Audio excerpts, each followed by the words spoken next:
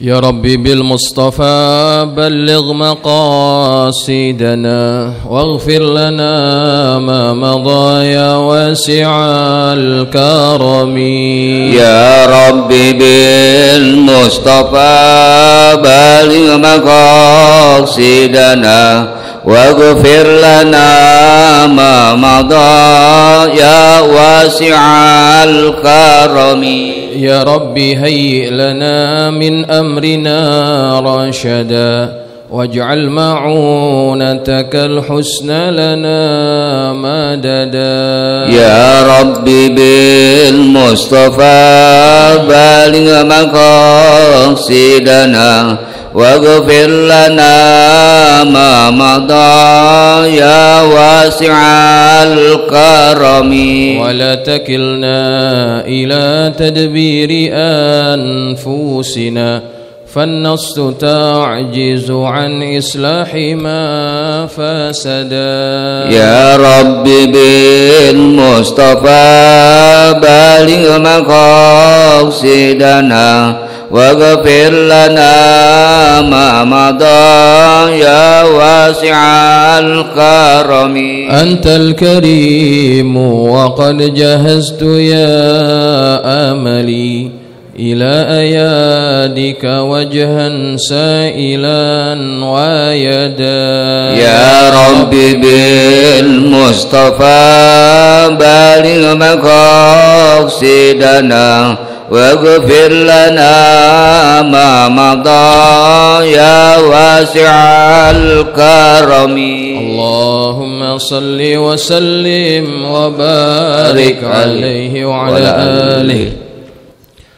الفاتحة لحضرة النبي المصطفى محمد صلى الله عليه وعلى آله وصحبه وسلم ثم إلى رأي آبائه وإخوانه من الأنبياء والمرسلين وآل كل منهم الصحابة أجمعين وتابعين لهم بإحسان إلى يوم الدين ثم إلى رؤى الأولياء والشهداء والصالحين والعلماء العاملين أينما كانوا من مشارق الأرض إلى مغاربها وثم إلى أرواح مشايخنا ومعلمينا وأساتذتنا الحبيب عبد الرحمن محمد سقاف وثم إلى محمد شافي هذمي وثم إلى سيف الدين نصير وثم إلى روح الحبيب عبد الرحمن سقاف وثم إلى روحي كجي عبد الله شافعي وثم إلى كجي عبد الشاكر رملي وثم إلى الوالد كجي حسن مرزقي وثم إلى لك أما شريف الدين عبد الغاني بأن الله يتغشاهم بالرحمة والمغفرة ويعيد علينا بركاته وأسراره وأنواره وعلومه ونفعاته في الدين والدنيا والآخرة. وثم إلى روح مؤلف هذا الكتاب الإمام النووي بأن الله يعلي درجاته في الجنة ويعيد علينا ببركاته وأسراره وأنواره وعلومه ونفعاته في الدين والدنيا والآخرة. وإلى حضرة النبي المصطفى محمد صلى الله عليه وسلم. الفاتحة. أعوذ بالله من الشيطان الرجيم. بسم الله الرحمن الرحيم.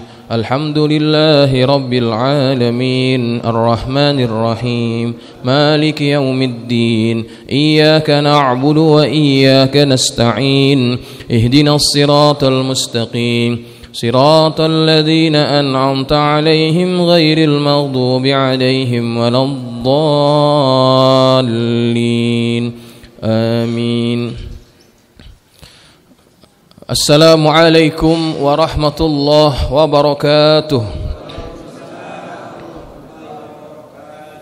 الحمد لله رب العالمين وبه نستعين على أمور الدنيا والدين والصلاة والسلام على أشرف المرسلين سيدنا ومولانا محمد وعلى آله وأصحابه أجمعين.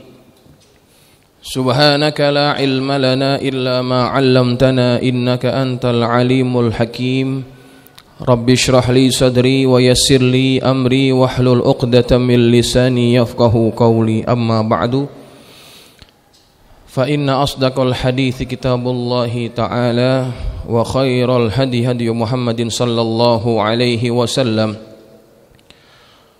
وشر الأمور محدثاتها وكل محدثة بدعة وكل بدعة ضلالة وكل ضلالة في النار.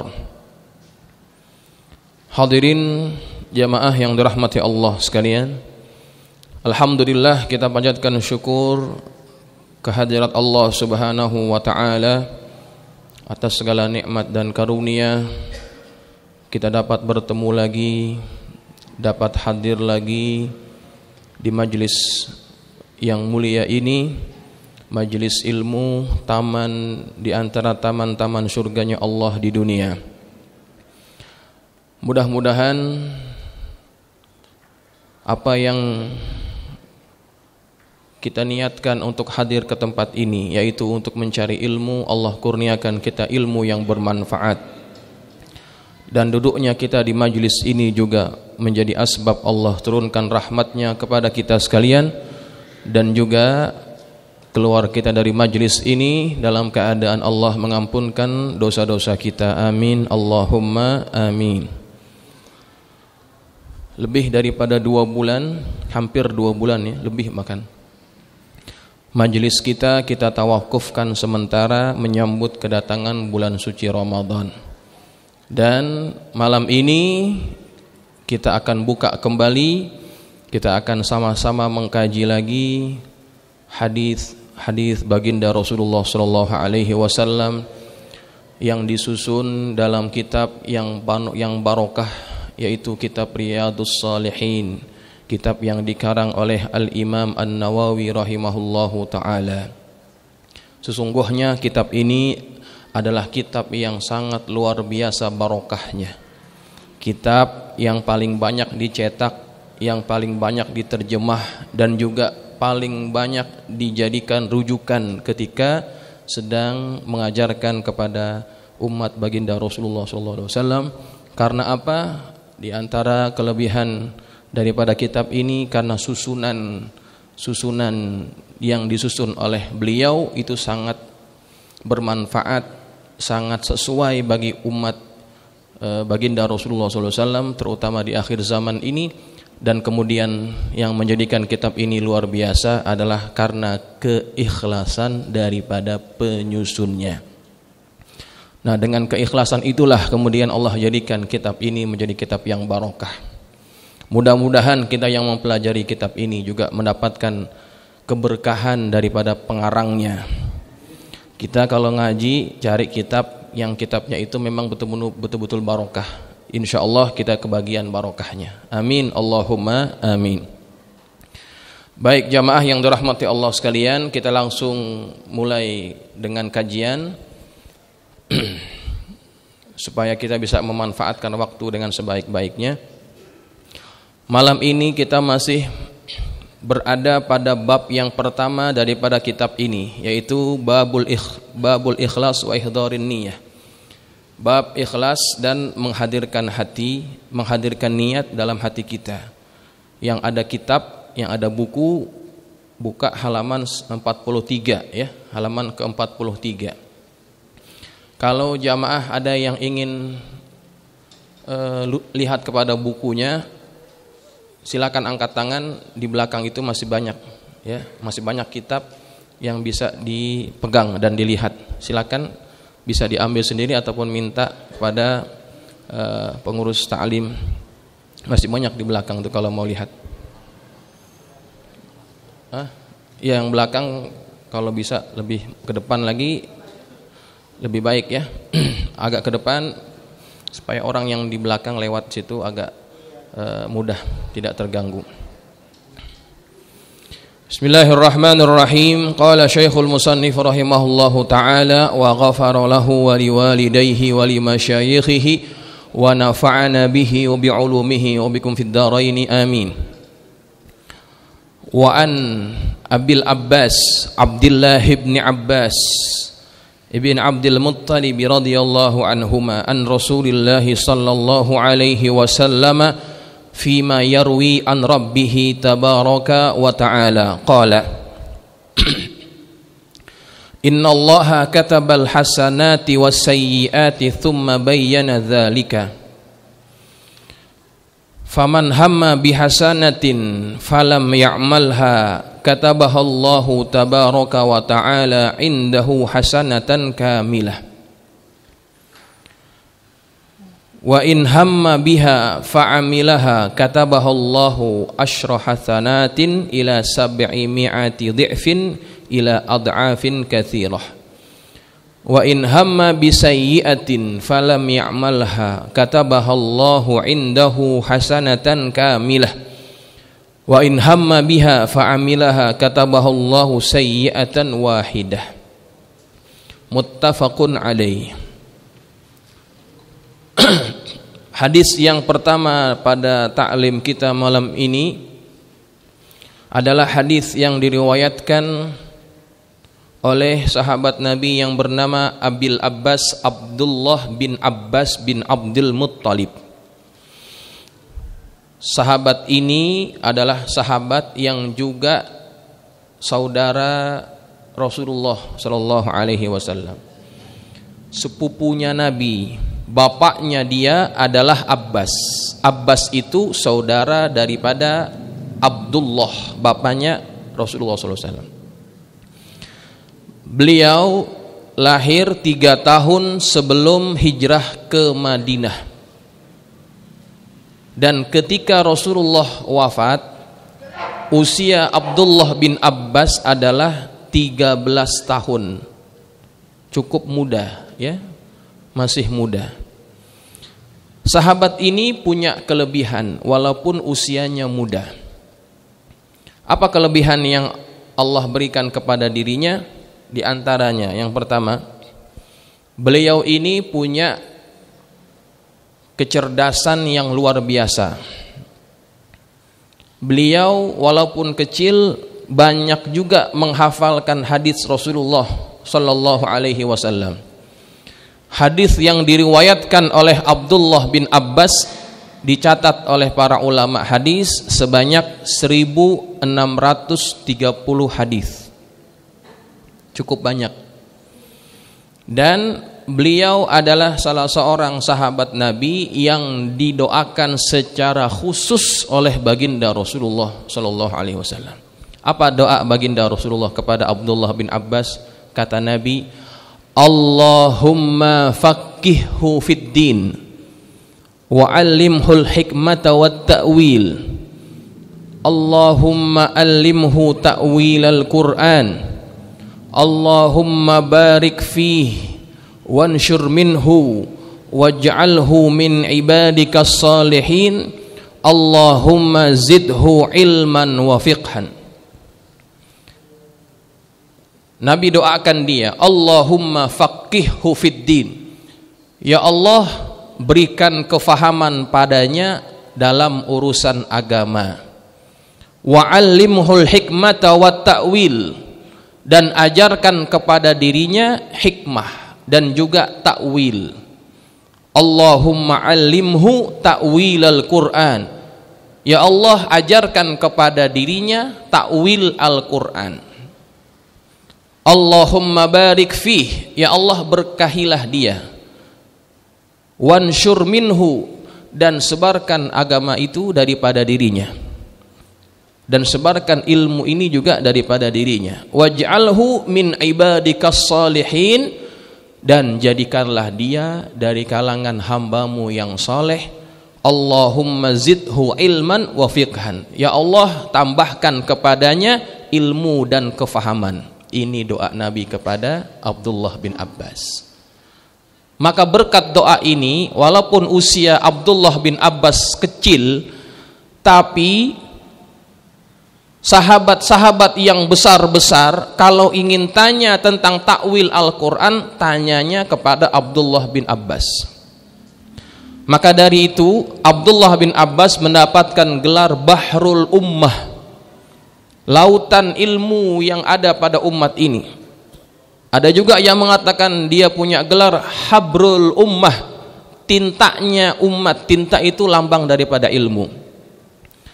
Alim walaupun kecil usianya. Maka dari itu kita jangan remehkan orang dengan sebab usia. Belum tentu orang yang lebih tua punya kemuliaan, dan belum tentu orang yang muda dia tidak punya kemuliaan di mata Allah. Ini Abdullah bin Abbas usianya kecil tapi terpandang di kalangan para sahabat Rasulullah. Dan ketika pemerintahan umat Islam itu berada pada tangan Umar ibn Khattab, Abdullah bin Abbas dilantik menjadi salah seorang penasehatnya, ahlul ahdi wal aqdi. Dewan penasehat kerajaan, dewan penasehat pemerintahan. Walaupun usianya muda. Kenapa dipilih? Karena dia alim, karena dia berilmu. Ya, maka jangan pernah kita remehkan orang karena apa? Karena usia. Kemarin, anak kemarin nyunatnya goyang gendongin gitu. Akhirnya apa? Akhirnya nggak mau dengar nasihat, nggak mau ikut apa yang disampaikan. Karena apa? Melihat kepada usia. Unzur maqala wala tanzur man qala. Lihat apa yang diucap, jangan lihat kepada orang. Nih Abdullah bin Abbas, orangnya kecil, orangnya muda tapi alim. Berkat dari apa? Berkat dari doanya Rasulullah. Maka dari itu para ulama juga menjadikan kebiasaan ketika mempunyai anak ataupun cucu dibawa kepada ulama. Ya. Karena ulama kan pewaris para nabi ya. Ini Abdullah bin Abbas setelah lahir dibawa kepada nabi, didoakan. Doanya seperti itu. Maka kalau kita punya anak, punya cucu, bawa kemana? Bawa ke ulama, minta doa dengan mereka. Jangan bawa ke kebun binatang. Ya. Belum apa-apa bawa kebun binatang, tapi nggak dibawa ke ulama biar didoakan. Jangan begitu. Kebiasaan daripada salafus soleh adalah ketika mereka punya anak minta doa kepada ulama, sehingga anak itu jadi anak yang diberkahi. Saya ingat sekali waktu masih kecil ya, sering diajak oleh ayahanda untuk ziarah ke para ulama, diantaranya Muallim Junaidi, Menteng Atas Ki Ahmad Junaidi, guru para ulama yang ada di Jakarta. Minta doa, dipegang kepalanya, diusap. Itu di situ ada keberkahan yang kita nggak tahu, ya. Nah, ini diantara kelebihan yang diberikan Allah kepada Abdullah bin Abbas. Nah, Abdullah bin Abbas dia pernah berkata, saya pernah melihat Jibril 2 kali. Ya. Saya pernah melihat Jibril 2 kali, tentunya dalam bentuk yang orang lain tidak nampak. Kalau yang pernah kita bahas, Jibril datang dalam bentuk manusia yang minta diajarkan tentang iman, Islam itu kelihatan semuanya. Tetapi ketika orang lain nggak lihat, dia pernah melihat 2 kali. Dan sebab itulah Abdullah bin Abbas pada akhir hayatnya dia kehilangan penglihatan, buta. Di antara yang pernah dia lihat adalah satu ketika Nabi sedang duduk, di situ ada bapaknya yaitu Abbas, di situ juga ada Abdullah bin Abbas, ada Rasulullah. Nabi diajak ngomong sama Abbas, bapaknya Abdullah bin Abbas. Ketika diajak ngomong sama Abbas, Nabi matanya ataupun palanya ke sono, enggak ngelihat kepada Abbas. Kata Abbas, pulang dah. Kita dicuekin, kata gitu. Bahasa kita ya. Kita pulang yuk. Kita dicuekin sama Nabi. Kemudian kata Abdullah bin Abbas, wahai ayah, Nabi sedang bicara dengan seseorang yang ada di sebelah dia.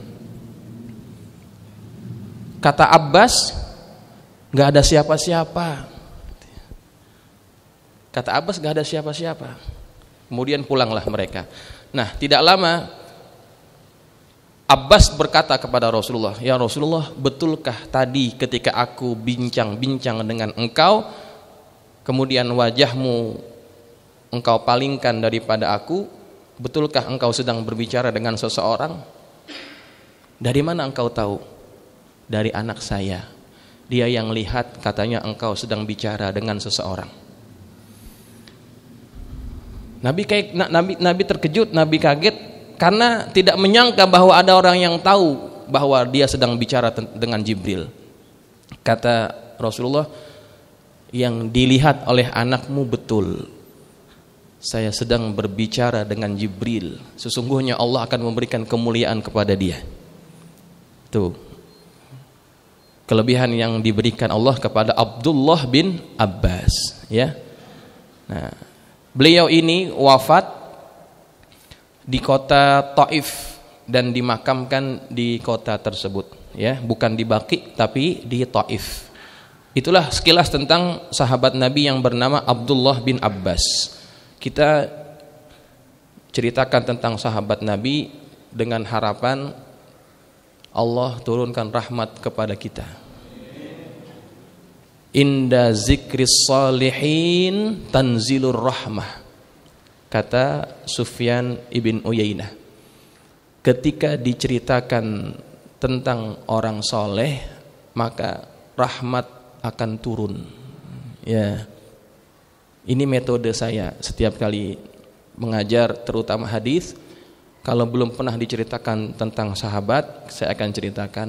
Mengharap apa? Mengharap rahmat yang turun di majelis ini lebih banyak, dengan sebab kita sebutkan orang-orang soleh. Baik. Kata beliau, dari Rasulullah Shallallahu Alaihi Wasallam pada apa yang diriwayatkan daripada Tuhannya, pada hadis yang diriwayatkan daripada Tuhannya yang maha suci lagi maha tinggi, dia berfirman, yakni hadis ini adalah hadis qudsi, ya, hadis ini adalah hadis qudsi.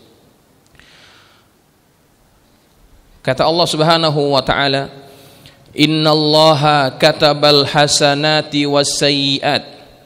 Allah telah menetapkan kebaikan-kebaikan dan keburukan-keburukan. Maksudnya Allah sudah mengklasifikasikan bahwa amal-amal ini amal kebaikan, amal-amal ini amal keburukan. Nah, setelah Allah jelaskan, Allah tetapkan ini baik, ini buruk, Allah berikan itu kepada para malaikat untuk dicatat, supaya mereka punya panduan, ya. Ada panduan, ada SOP-nya. Kalau orang buat begini, ini masuk kebaikan atau keburukan. Nah, itu dari apa yang Allah sudah tetapkan. Kemudian, tsumma bayyana dzalika. Lalu Allah menjelaskan hal itu. Faman hamma bihasanatin. Barang siapa yang berniat. Kalau diterjemahkan dalam kitab yang bapak-bapak pegang, itu diterjemahkan apa? Berniat, ya. Sebetulnya lebih tepat itu bukan niat. Hamma itu adalah keinginan yang kuat. Dia belum niat. Kalau niat itu kan muqtarinan bi fi'li.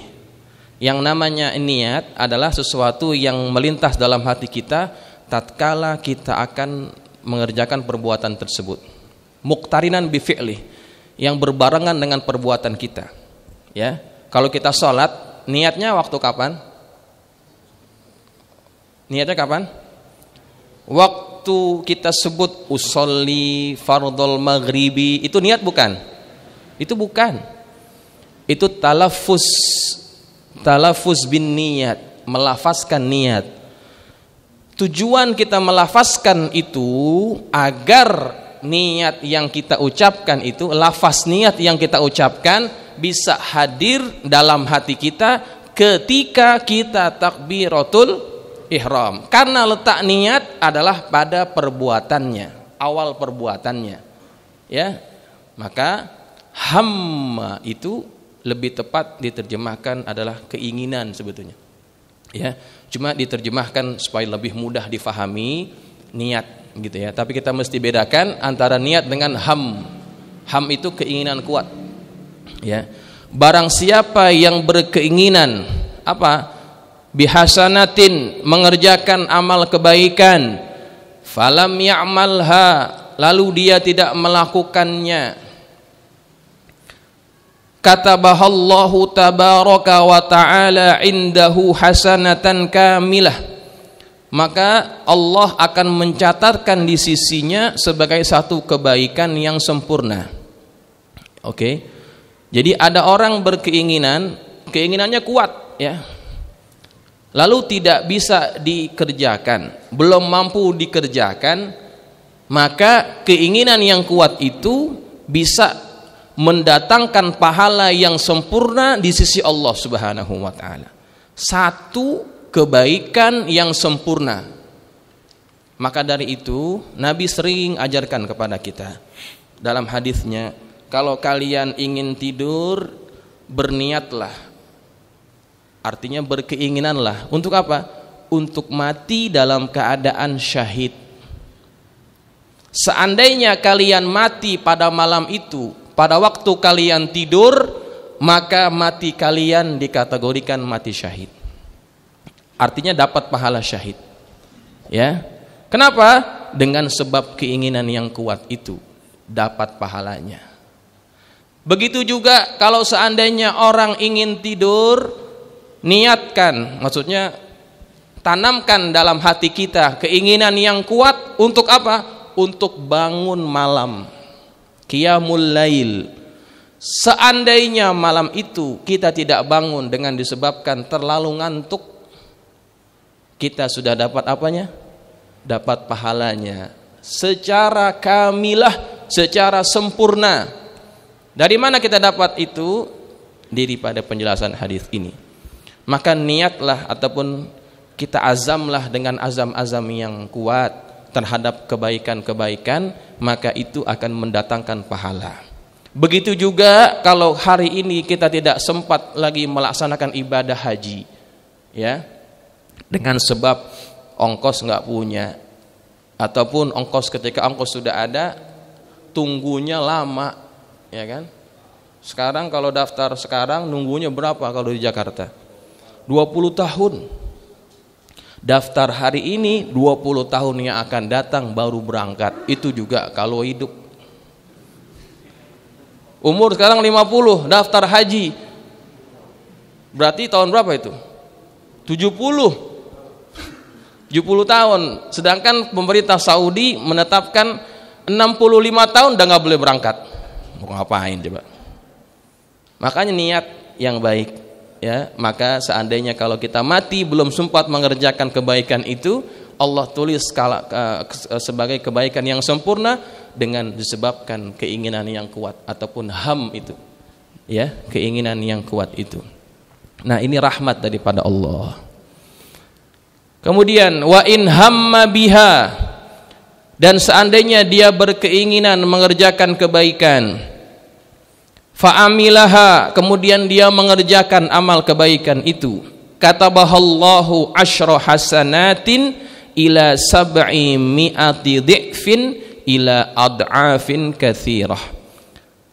Kalau sempat kita mengerjakan kebaikan yang kita niatkan itu, maka Allah akan mencatatkan 10 kebaikan, 10 ganjaran ila sab'ati mi'ati dhi'fin, sampai 700 kali lipat, ila ad'afin katsirah, bahkan sampai kelipatan yang banyak. Minimal amalan yang dilakukan oleh umat manusia daripada kalangan umat Muhammad akan dibalas 10 kali lipat. Kata Allah, man jaa bil hasanati falahu asyru amthaliha. Paling sedikit amalan itu akan diganjar dengan 10 kali lipat. Ila sab'i mi'ati dhi'fin, sampai 700 kali lipat. Kemudian bisa jadi juga ila ad'afin katsirah, sampai kelipatan yang banyak yang tidak tahu kadar nilainya melainkan hanya Allah Subhanahu wa taala. Kenapa kelipatan gandaan itu berbeda-beda? Ada yang ditulis 10, ada yang ditulis 700, ada yang ditulis tidak ada hitungannya. Kenapa berbeda-beda? Nah, perbedaan pelipatan gandaan ini itu sangat bergantung kepada keikhlasan niat seseorang. Semakin ikhlas amalnya, maka semakin tinggi nilainya. Kalau kita ingin dapat amalan yang pahalanya luar biasa, maka jaga keikhlasan dalam beramal. Tetapi kalau amal kita itu tidak dilandasi dengan keikhlasan, jangankan pahala. Ya. Kalau kita beramal ingin dapat pujian orang, ingin dapat sanjungan orang, biar orang lihat, orang pandang, maka amalan itu adalah amalan yang disebut amalan riya. Kita menunjuk-nunjuk kepada orang. Ketika orang mengharapkan sesuatu yang lain daripada Allah, entah itu pujian, entah itu sanjungan, maka Allah tidak akan berikan apapun kepada dirinya. Nanti pada hari akhirat dia nagih kepada Allah, ya Allah, di mana pahala amalan saya? Saya sudah beramal sekian, sekian, sekian. Kata Allah, engkau beramal dengan amal tersebut mengharapkan sesuatu daripada selain aku. Minta kepada mereka.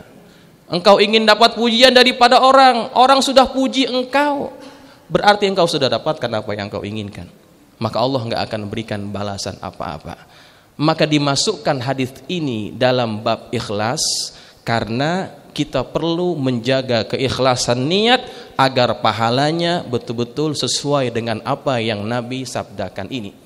Bisa 10, bisa 700, bisa lebih daripada itu. Sesuai dengan apa? Sesuai dengan keikhlasan niat kita.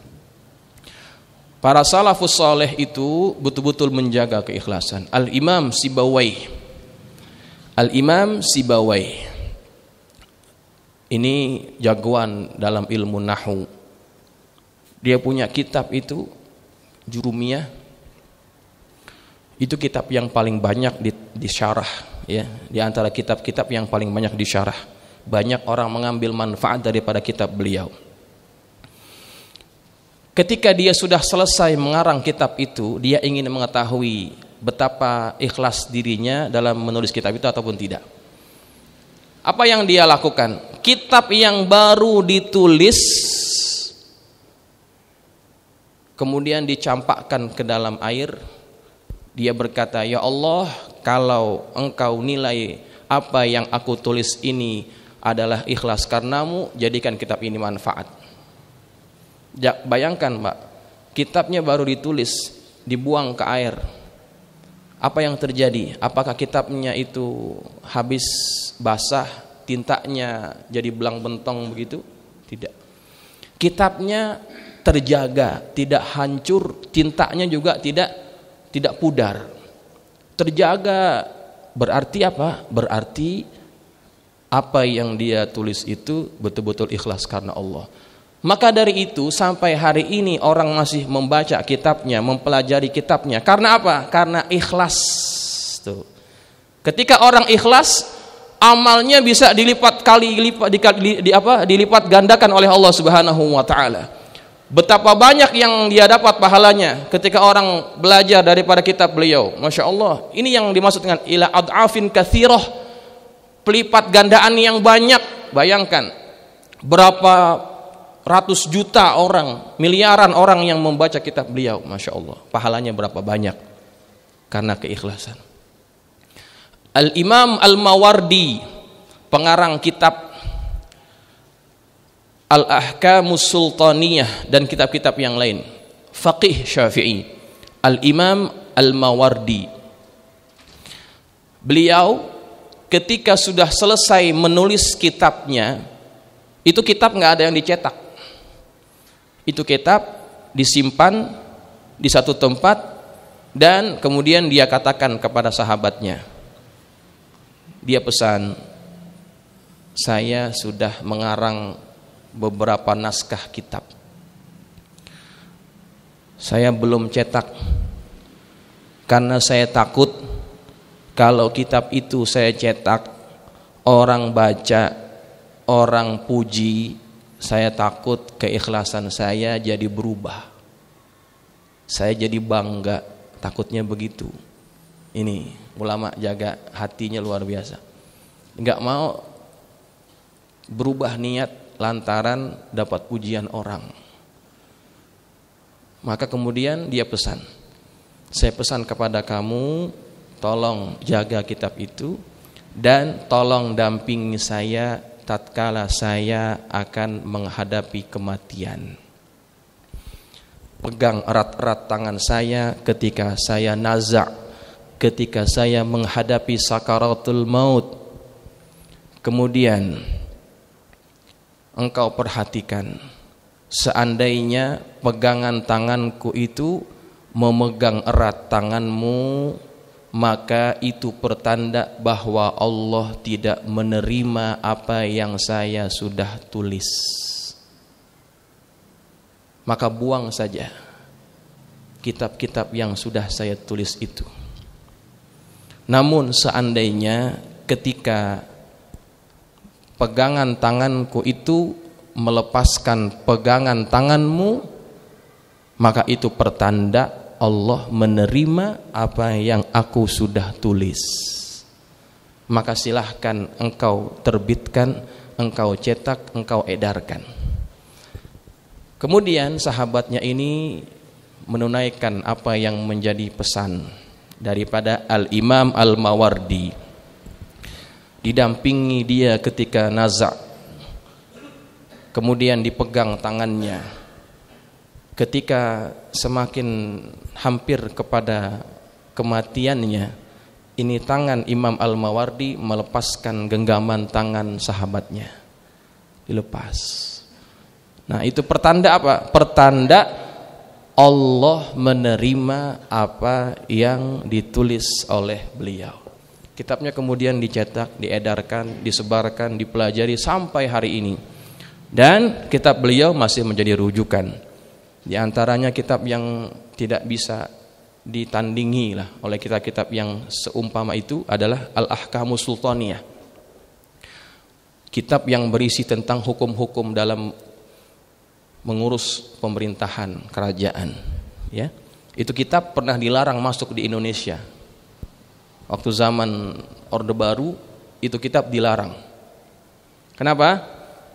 Itu bisa membahayakan pemerintah pada waktu itu, ya, karena nasihat-nasihatnya sangat mungkin pedas bagi pemerintah yang bermasalah, ya, maka tidak boleh masuk. Nah, itu diantara cara para ulama menjaga keikhlasan. Maka kalau kita ingin dapat ganjaran yang tinggi, jaga keikhlasan kita.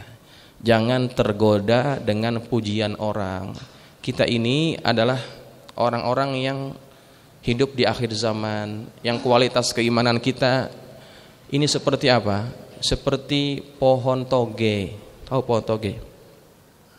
Pohon toge itu numbuhnya enggak tinggi. Kemudian akarnya gimana pohon toge? Kuat atau tidak pohon toge itu? Akarnya enggak kuat. Jangankan dicabut, ditiup, tumbang juga itu pohon.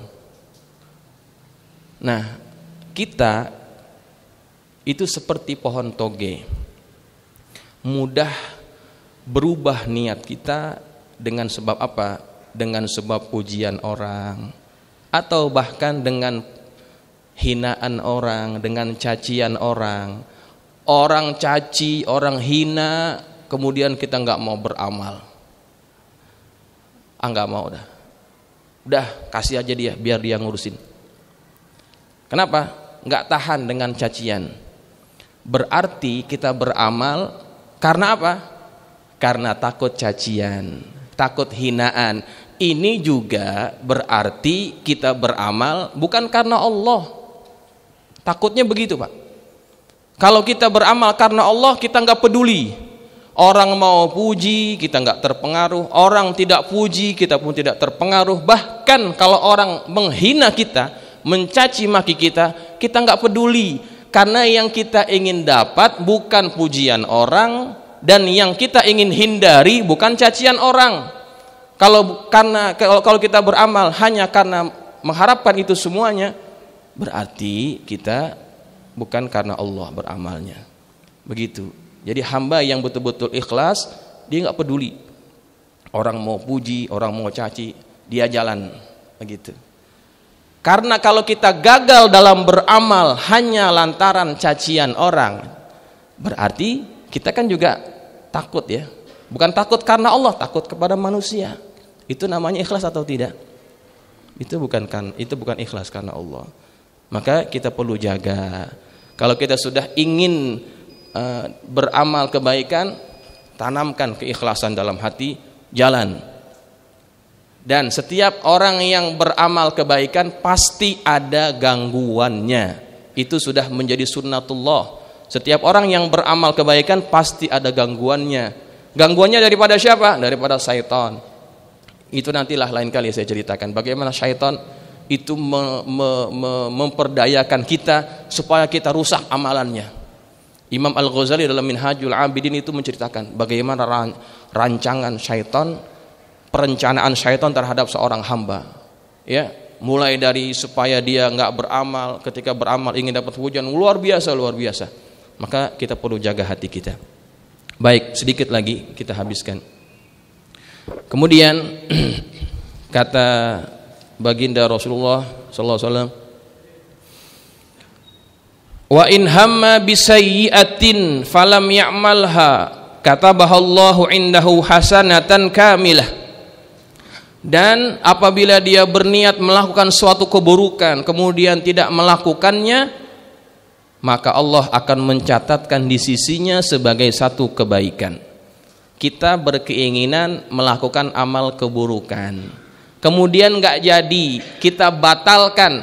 Kita batalkan itu bukan karena orang, tapi karena Allah. Kita takut kepada Allah, kemudian kita batalkan. Nah, yang seperti itu akan ditulis sebagai amal kebaikan. Ya. Tapi kalau kita berniat mengerjakan perbuatan buruk, kita batalin gara-gara ada orang, itu bukan ditulis kebaikan. Contoh, ada handphone nganggur, tinggalan sama orang, ya, ataupun ada motor kuncinya nyantel, melintas dalam hati kita, ambil aja kali ya. Waktu kita mau ngambil ada orang lewat, nggak jadi. Itu batalkan, ya. Itu kan namanya membatalkan perbuatan. Tapi bukan karena Allah. Karena apa?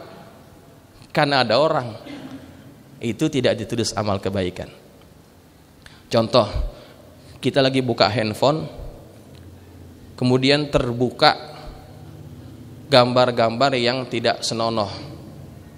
Teman kita lewat, kita lagi lihat, lagi enak-enak lihat, teman kita lewat, kita tutup, kita batalin. Yang begitu dapat pahala atau tidak? Tidak. Kenapa? Karena ada orang. Kalau nggak ada orang, kalau nggak ada orang terus, ini karena ada orang aja. Ya, itu namanya bukan karena Allah, tapi karena orang. Yang begitu itu nggak ditulis kebaikan. Tapi kalau ketika kita lihat satu handphone WhatsApp ataupun Facebook lah kita buka ada gambar yang tidak senonoh, kemudian kita tutup langsung, takut, ya Allah, astagfirullah, kita tutup, nggak jadi. Maka itu yang ditulis sebagai satu kebaikan, ya. Kebaikan yang sempurna, Masya Allah. Ini kelebihan bagi umat Nabi Muhammad.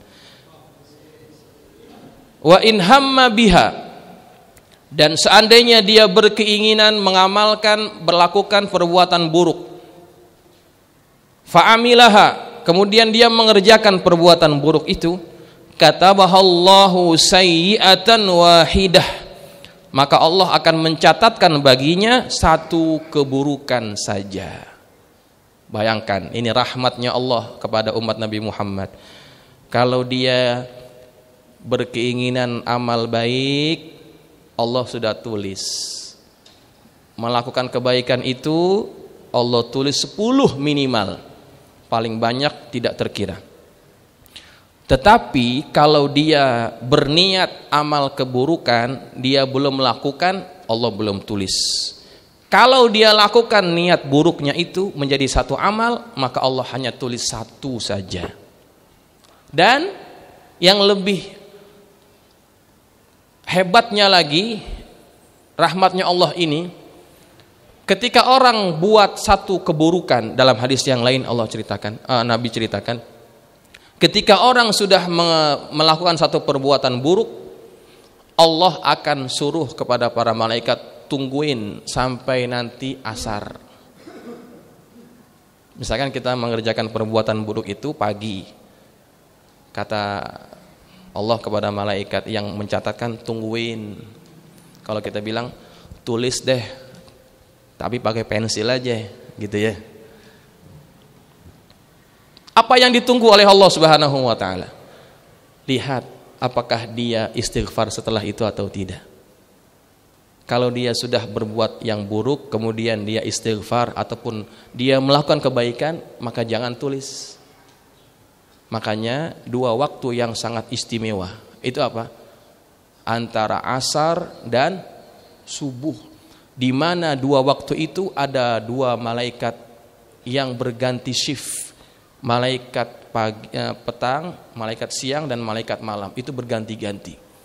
Nah, ketika sudah berganti shift, sudah ditulis secara permanen, ditungguin sama Allah itu, ya.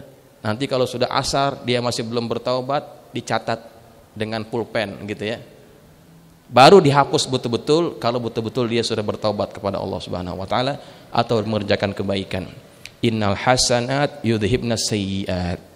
Sesungguhnya kebaikan yang kita lakukan itu juga bisa menggugurkan dosa-dosa kita.